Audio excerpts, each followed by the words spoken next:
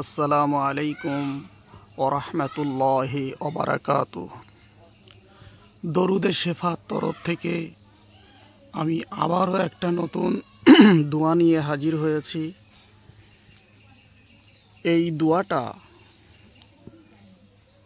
মুমূর্ষ ব্যক্তির কাছে যে যদি 7 বার পড়া হয়, রসুল পাক সাল্লাল্লাহু আলাইহি ওয়াসাল্লাম বলেছেন যে মরণ ব্যতীত সমস্ত রোগ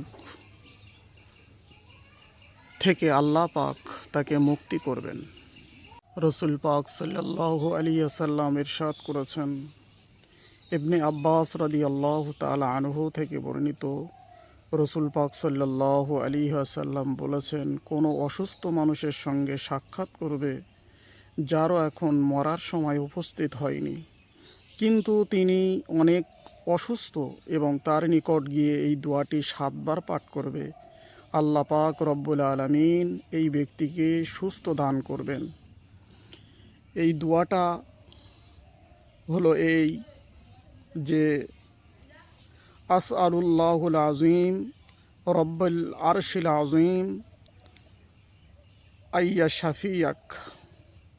আবারও বলছি, আসআলুল্লাহুল আযীম রব্বিল আরশিল আযীম আইয়া শাফিয়াক। এই দোয়াটা যদি 7 বার কোনো অসুস্থ মানুষের কাছে যে পড়া হয় বা মুমূর্ষ ব্যক্তির কাছে যে পড়া হয়, আমার আল্লাহ পাক রব্বুল আলামিন মরণ ব্যতীত সমস্ত রোগ থেকে মুক্তি করে দেবেন।